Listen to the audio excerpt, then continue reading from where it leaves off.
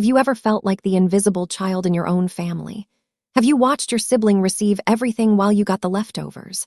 Drop a comment below and share your story of favoritism and how you overcame it. Hit that like button if you've ever had to choose yourself over family expectations.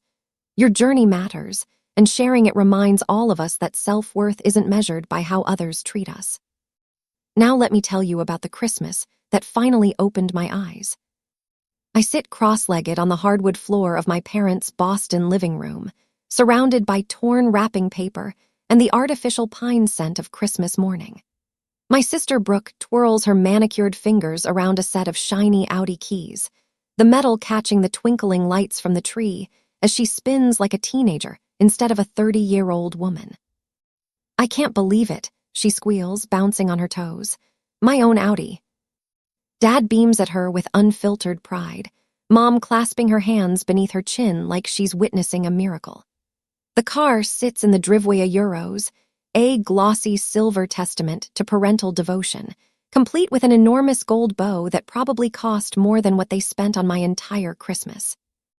Meanwhile, I stare at the object in my lap, a plastic coin bank shaped like a cartoon character from a children's show I outgrew 28 years ago. The price tag they forgot to remove reads $2.99. "Open it," Mom urges, gesturing toward the small rubber plug on the bottom. My fingers feel numb as I comply. 3 crisp $1 bills flutter out. "It's the start of your future home fund, honey," Dad announces with a dismissive wave. "You're always so practical with money a euros, not like some people." He winks at Brooke, who pretends to look offended.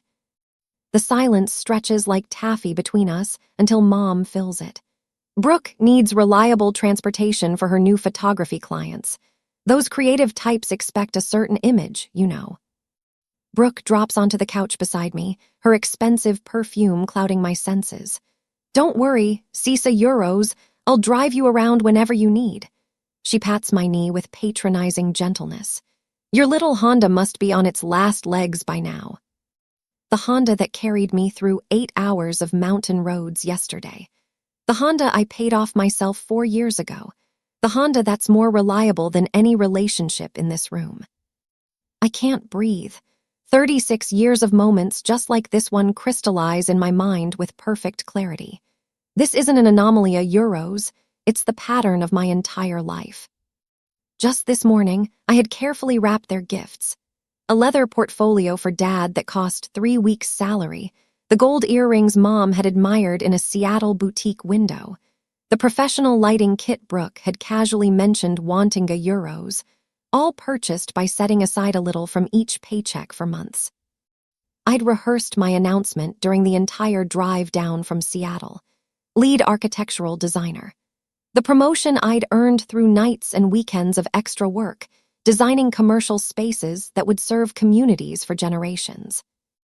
I'd imagined their faces lighting up with pride, finally seeing me as something more than Brooke's responsible older sister.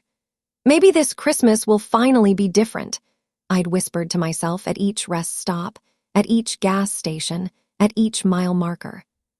My hands tremble as I place the coin bank on the coffee table. The plastic makes a hollow sound against the glass. "Excuse me," I manage, my voice sounding like it belongs to someone else. "Bathroom." I walk a euros, don't run a euros, up the familiar stairs, past the wall of family photos where Brooke's face dominates every frame. The bathroom door closes behind me with a soft click before I twist the lock. My reflection stares back at me euros, eyes too dry, face too composed. I press my palms against the cold marble counter, waiting for tears that won't come. The pressure builds in my chest instead, like concrete hardening around my lungs. People talk about heartbreak like it's abstract. It's not. I feel each chamber of my heart contracting painfully, blood struggling to push through narrowing vessels. My sternum aches like someone has pressed a knee against it. This is what dying feels like, I think, not dramatic, just diminishing. The night stretches endlessly as I lie awake in my childhood bedroom, listening to Brooke's laughter from downstairs as she and my parents plan her first road trip in the new car. At 2:34 a.m., I finally sit up. I pack quickly, taking only what matters. The faded stuffed rabbit my grandmother gave me, the photo album from college, the small wooden box containing my first architectural sketch. The expensive gifts I've given them over the years stay where they are. They were never about gratitude anyway. The house is silent as I carry my suitcase down the stairs. My house key lies cold in my palm for a moment before I place it on the kitchen counter beside the espresso machine that will brew in 3 hours. They have made their choice. Now I'm making mine. Streetlights blur into watery halos as I navigate empty highways. The dashboard clock reads 4:15 euros, Christmas morning. My windshield wipers battle against thickening snow while some generic holiday song croons from the radio. I twist the volume knob until the music fades to silence. "Have yourself a merry little Christmas," I whisper to the empty passenger seat, my voice breaking on merry. The irony burns like acid. Through Boston's southern outskirts, my Honda's heater struggles against the December chill. 8 years old with 215,000 miles, this car carried me through college, first jobs, promotions. It never complained about mountain roads or tight parking spots. Unlike the gleaming Audi sitting in my parents' driveway with its ridiculous gold bow, my car earned its place in my life. Around 7, my phone buzzes against the center console. I glance down to see Mom's face lighting up the screen. Not "Are you safe?" or "Please come home." Just, "Did you remember to transfer the payment for the vacation condo before you left Seattle?" The condo they bought for weekend getaways that Brooke uses for Instagram photo shoots. A delivery truck passes, spraying slush across my windshield. For 4 terrifying seconds, I drive blind until the wipers clear enough space to see. My hands shake against the steering wheel as memories flood faster than the wipers can clear them away. 6th birthday. Brooke's princess party with professional decorations, pony rides, and a Fort-tier castle cake. 40 neighborhood kids in party hats. My celebration the following year. Grocery store sheet cake, 3 friends from kindergarten, party supplies from the dollar store. "Your sister needs the social development," Dad explained when I asked why. "You're more independent." Independent, their code for "you don't need us." High school graduation. Valedictorian. My carefully crafted speech about persistence and dreams. Empty seats in the family section because Brooke's junior varsity tennis team had a match. "We'll watch the recording," Mom promised. The DVD sat unwrapped on my dresser until I left for college. "Your sister needs the encouragement," Mom said. "You always succeed without our help." Without help, their code for "you're on your own." College years flash before me as highway signs count down miles to the New York border. Working 30 hours weekly at the campus bookstore and library. Taking maximum course loads to graduate early. Stretching student loans and scholarships while Brooke explored artistic inspiration across Asia on our parents' dime. "Your sister needs to find herself," Dad insisted during one of our rare phone calls. "You've always known exactly who you are." Known who I am. Their code for "you don't deserve exploration." My phone buzzes again. Dad this time. I let it ring until voicemail catches it. The first hint of dawn lightens the eastern horizon as tears blur oncoming headlights into golden streaks. I pull onto the shoulder, hazards blinking, and press my forehead against the steering wheel. The patterns crystallize with sudden clarity. Dad controlling the money, withholding from me while bankrolling Brooke's every whim. Mom manipulating emotions, making me feel selfish for wanting even scraps of attention. The perfect systema euros, one parent handling financial favoritism, the other maintaining emotional control. My phone rings again. Not family this time. Jessica Martinez, my college roommate turned lifelong friend. "Where are you?" Her voice, warm and worried, fills the car through Bluetooth. "Somewhere in southern Connecticut," my voice sounds hollow, unrecognizable. "Heading south." "To where?" "I don't know." The line goes quiet for a moment. Then, "Come to Philadelphia, stay with me." Family doesn't treat family like this. Jessica knows. She witnessed the evidence firsthand during college. The packages that arrived for me containing practical necessities, while Brooke received designer clothes. The holiday breaks when I stayed in dorms because flying home was too expensive via euros, the same years my parents took Brooke to Vail and Hawaii. I can't impose. Stop, Jessica's voice turns firm. You've spent your whole life being the helper. Let someone help you for once. The words crack something open inside me. Help. Such a simple concept, yet foreign to my experience. In my family, help flows one direction of euros toward Brooke, toward my parents, never toward me. Okay, I whisper, surprising myself. Text me your location every hour. Drive safe. I'm making up the guest room. The call ends. I ease back onto the highway, wipers clearing fresh snow. For the first time since leaving Boston, my shoulders lower slightly from their defensive hunch. By 8:45 a.m., I cross into New York. The Welcome to New York sign gleams in early sunlight. My phone screen shows 23 missed calls, 41 text messages. With deliberate motions, I turn off notifications from Mom, Dad, and Brooke. The silence feels weightier than any accusation. My stomach growls, reminding me I haven't eaten since yesterday's Christmas Eve dinner. A small roadside diner appears ahead, its neon, open sign a beacon in the morning light. I pull into the nearly empty parking lot. Inside, the warmth envelops me like an embrace. Coffee-scented air and the sizzle of breakfast on a distant grill. An older waitress with silver-streaked hair approaches with a coffee pot. Rough night, she asks, filling a mug without waiting for my answer. Her name tag reads Gloria. Rough life, I mutter, then feel immediately embarrassed by the melodrama. Gloria doesn't flinch. Honey, I've been serving coffee for 45 years. I know heartbreak when I see it, family or partner. Family. She nods, sliding a menu toward me. Blood makes you related. Love and respect make you family. Her weathered hand rests briefly on mine. The special's good today, comes with extra bacon. I order the special and wrap my hands around the coffee mug. Gloria's words echo as I watch snowflakes dissolve against the window glass. Blood makes you related. Love and respect make you family.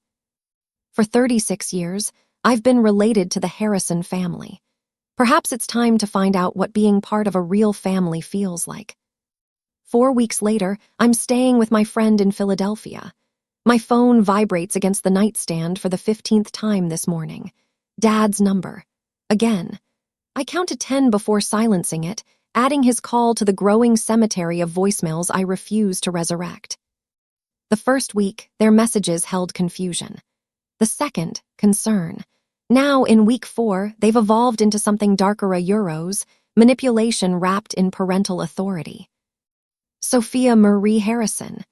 Dad's latest voicemail thunders through the speaker when I finally check. If you don't return this car immediately, I'll report it stolen. This childish behavior has gone on long enough. The Honda, my Honda, the one with my name on the title and 8 years of paid-off receipts. I crush the throw pillow against my stomach, swallowing the acid that rises in my throat. Mom's message follows. The doctor says my blood pressure is dangerously high because of the stress you're causing. Is that what you want? For me to end up in the hospital because you're being selfish? I delete them both without responding, though my finger hovers over the screen longer than I care to admit. My temporary sanctuary in Jessica's spare bedroom feels both foreign and familiar. The walls are painted a soft sage green that catches the morning light, warming the space in ways my Seattle apartment never did. On the dresser, my laptop displays an email I've rewritten 16 times. Dear Mr. Thompson, I'm writing to formally request a transfer to the Philadelphia office, effective immediately. My finger clicks send before I can reconsider.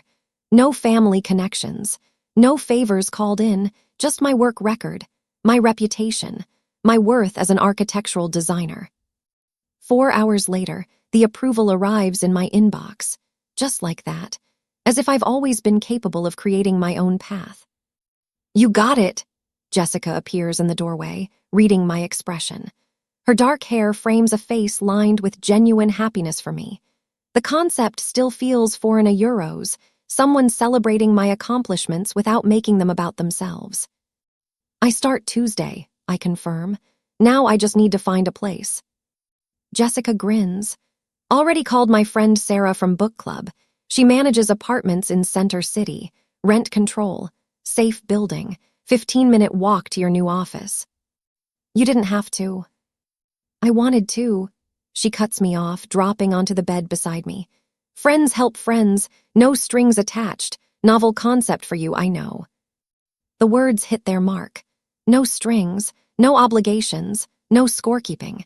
The tears I've been holding back for 4 weeks threaten to break through. I made you an appointment too, she adds, sliding a business card onto my laptop. Dr. Chen, Thursday at 3.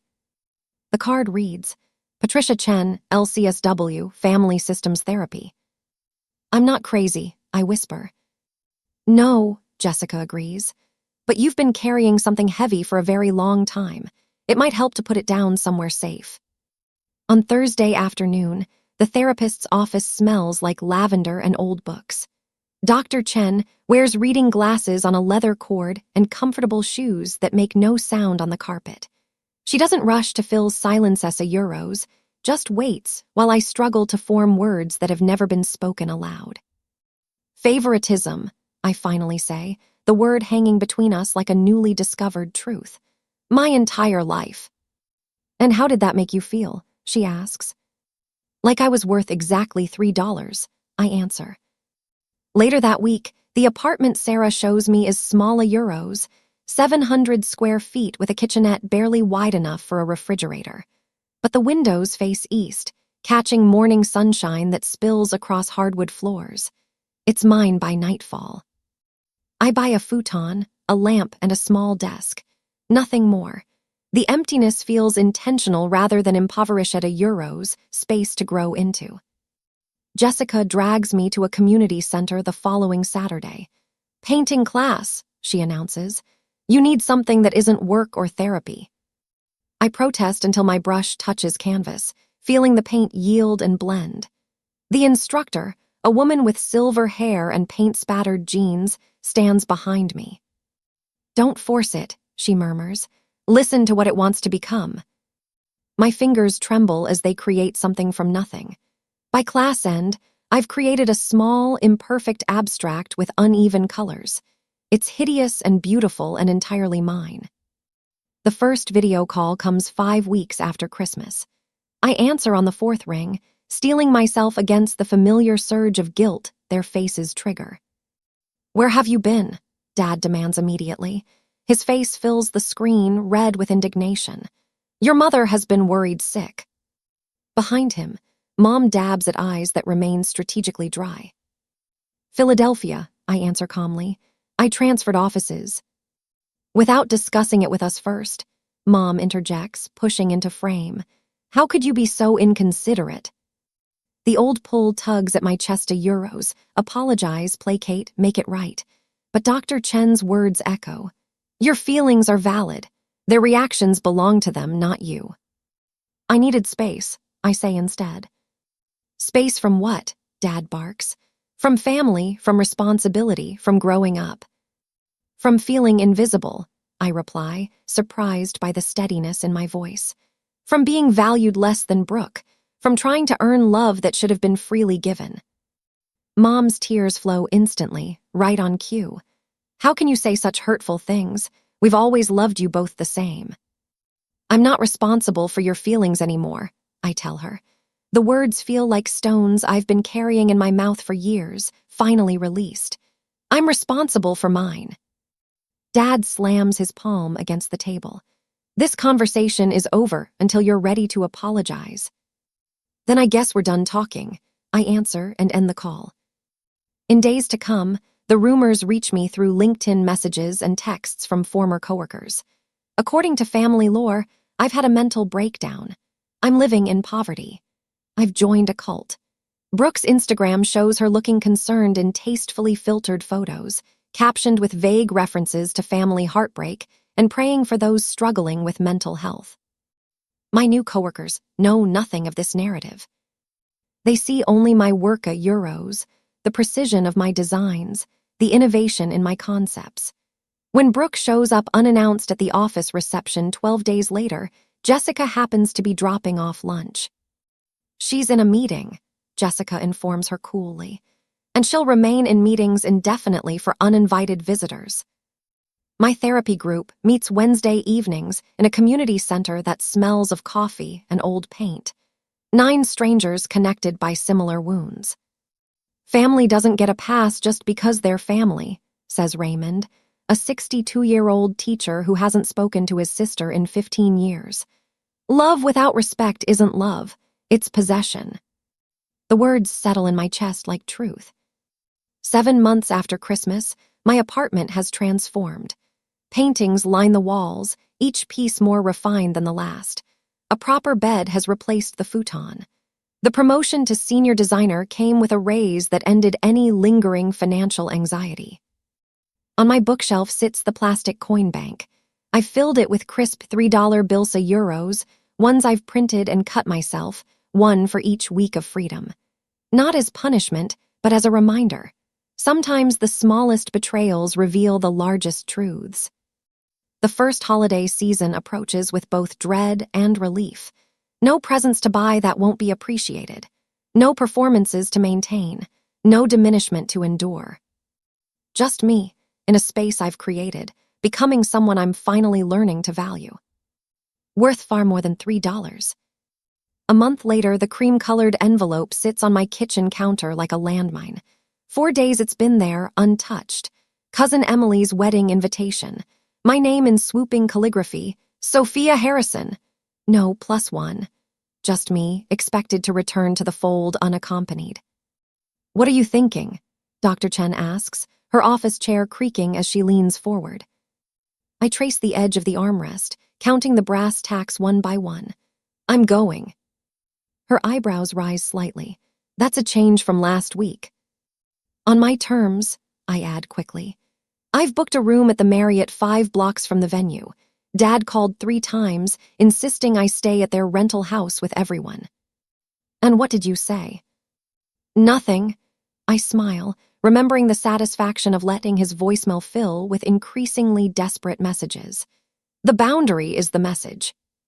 8 months of therapy has taught me the vocabulary of self-protection. 8 months since Christmas when I drove away.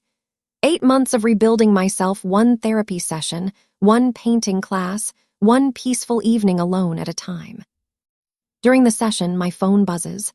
Brooke, the 4th text today. Can't wait to see you next weekend. We need sister time before the wedding madness, y umlaut. I slide the phone back into my purse without responding. Dr. Chen notices. Your sister again. Suddenly we're best friends.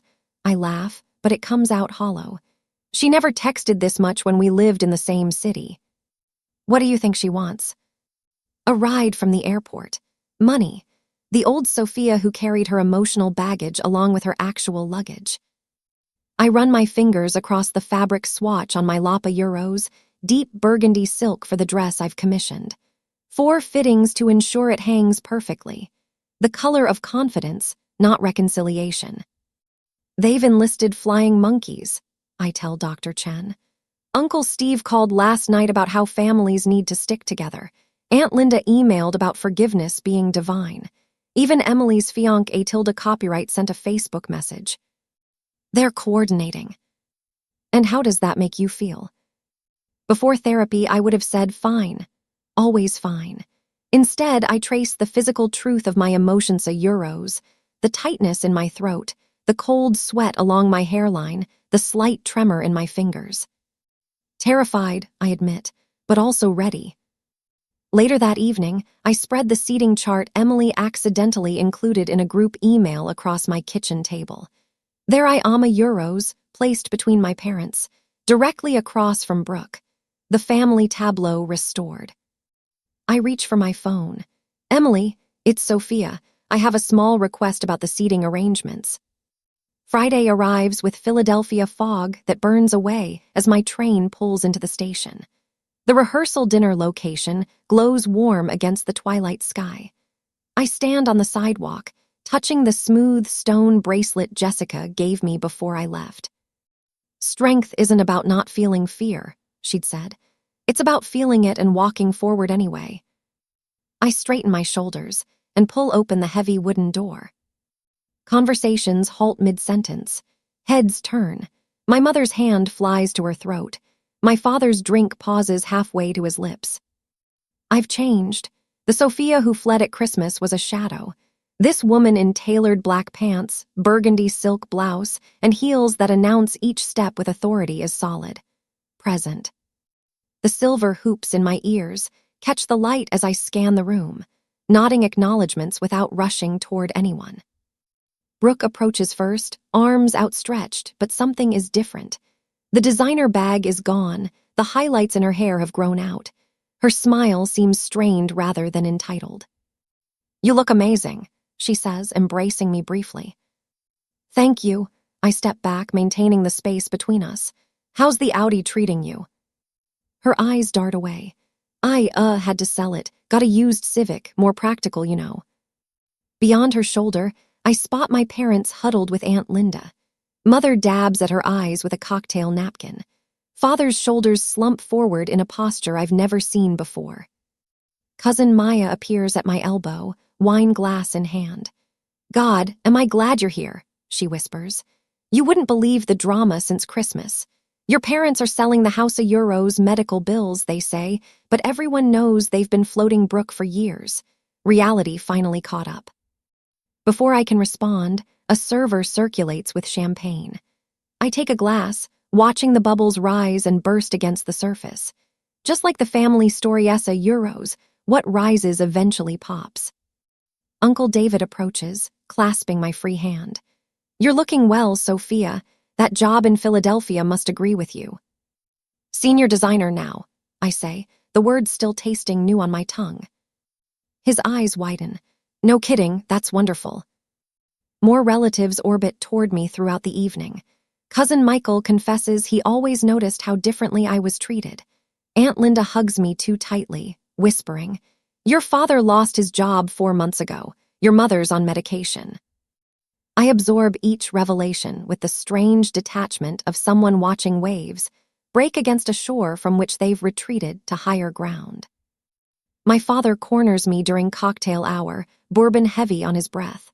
"Family sticks together, Sophia." His voice carries the familiar weight of authority, but something essential has crumbled beneath it. "No matter what." "Does it, Dad?" I meet his gaze without flinching.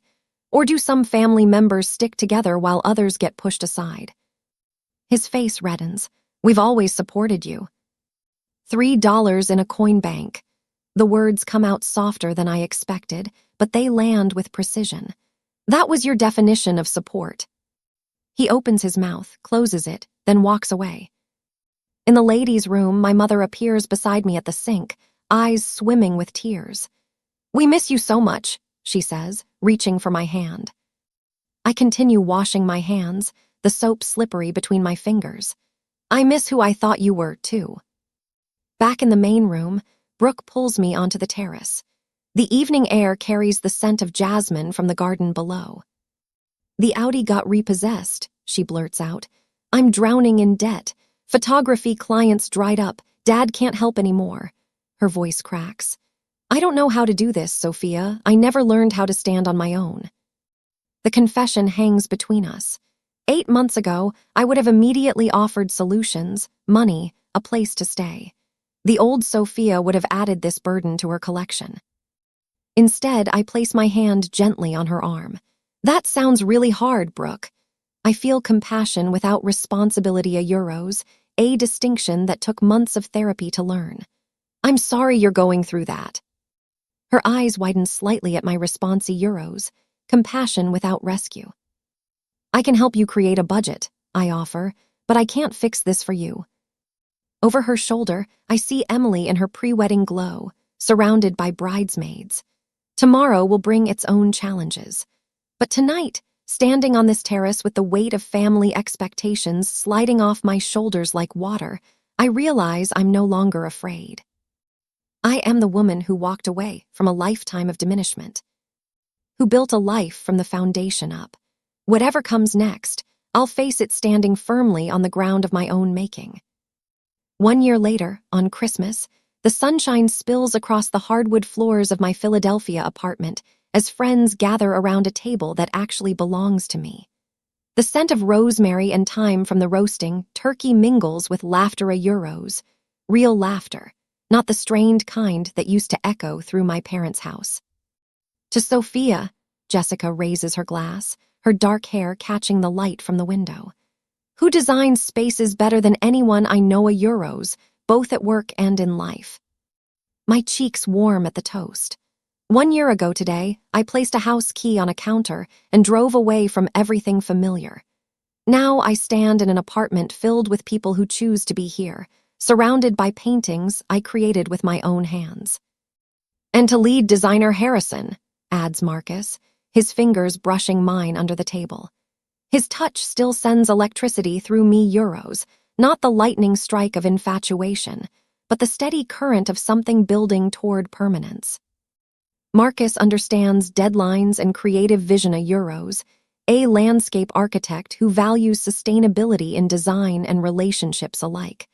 When he first asked me to coffee 7 months ago, I almost declined. Old habits of self-sacrifice die hard. My therapist, Dr. Chen, called it progress when I said yes. The kitchen timer chimes, saving me from having to acknowledge their praise. Some changes take longer than others. Need help? Asks Marcus, following me into the kitchen. I've got it. The words slip out automatically. Then I catch myself, remembering Dr. Chen's gentle challenge. Accepting help doesn't diminish your strength. Actually, could you carve the turkey? I never learned how. My phone vibrates with a video call from Brooke. Monthly calsa euros, a boundary we established after the wedding confrontation. I answer while Marcus handles the carving. Merry Christmas, Brooke says, her face filling the screen. Her apartment visible behind her looks smaller than mine. No designer furniture, no luxury car parked outside. Working 2 jobs has given her a new perspective on money, along with the shadows under her eyes.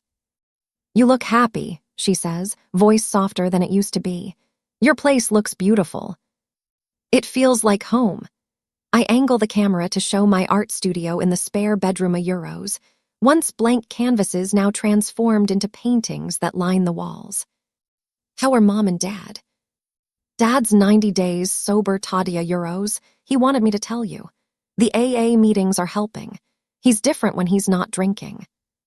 I nod, not ready to fully process that revelation. And Mom? Still volunteering at the food bank. She wanted to join the call but had an emergency shift. Brooke pauses. They ask about you, not in the old way, though. We talk for a few more minutes before saying goodbye. Around my table, conversation flows between Jessica, Marcus, and friends from my design firm and painting class. No one mentions the coin bank displayed on my mantle, now filled with dollar bills representing lessons rather than resentment. After dessert, Brooke texts a photo of a handmade painting euros, clearly her first attempt at abstract art. Not pretty but made with love, mailing it tomorrow. Then another message arrives from my mother. Found this in the attic while downsizing. It always belonged to you. The attachment shows my childhood art supplies, the watercolors I truly loved growing up. The shipping confirmation sits below it, officially on its way to me. Later, when everyone has gone and Marcus helps with the last dishes, I step onto my balcony. Philadelphia's skyline stretches before me, lights from the buildings reflecting on the river. Structures I helped design stand in silhouette against the night sky. Worth isn't something you earn through usefulness, I whisper to the city lights. It's something you claim by knowing what you will and won't accept. Marcus joins me, wrapping a blanket around my shoulders against the December chill. Deep thoughts. Just grateful, I answer, leaning into his warmth. Sometimes the greatest gift is realizing what you won't accept anymore. The coin bank sits visible through the window euros, no longer a symbol of what I lacked, but what I found. The courage to value myself first. If this story resonated with you, share your journey in the comments below. And don't forget to subscribe to hear what comes next.